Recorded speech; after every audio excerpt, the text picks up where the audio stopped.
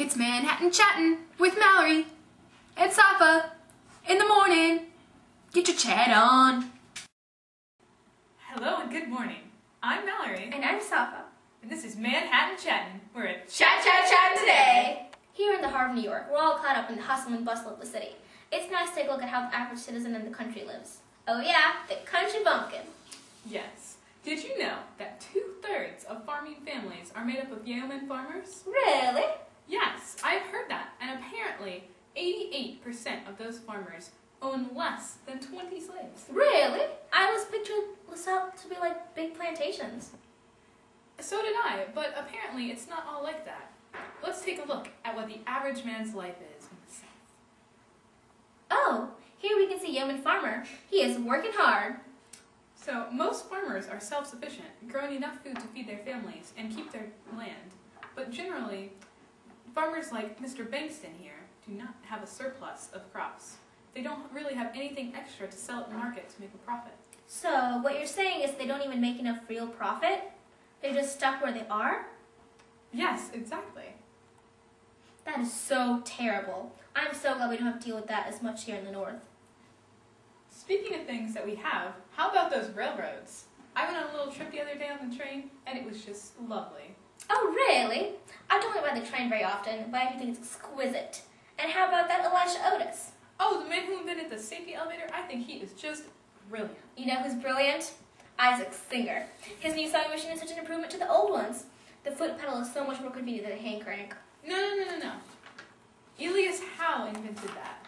He patented it. Is that true? I haven't heard that before. Yeah, he sued Isaac Singer back in '54. I can't believe you didn't know about that. Wow, I really didn't know about that.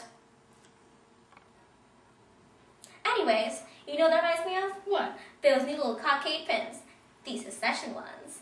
Oh, I think they are just preposterous. Apparently they're all the rage in the South. North Carolina and Louisiana especially. Everyone is wearing them on their lapels and hats. Oh, and here we have a lovely model showing one off for us.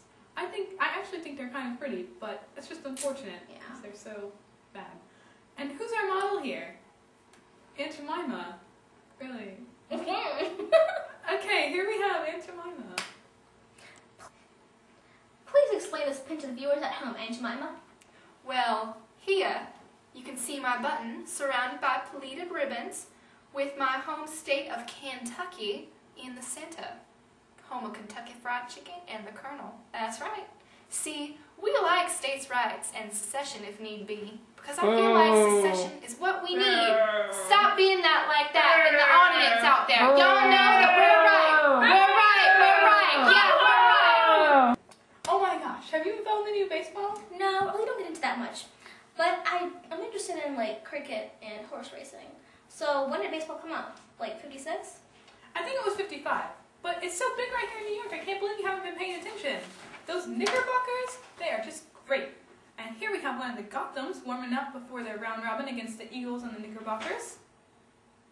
Looks like he's doing pretty good. Do you think he has a girlfriend? Oh, you're so funny. People talking about boyfriends and girlfriends now, and it's gotten so casual too. I think it's just odd. Okay, alright, let's talk about something serious. Let's talk about the Fugitive Slave Act. Yes. Since the law was passed in 1850, only about 300 slaves have been returned to their masters under this law. Well, that is 300 too many.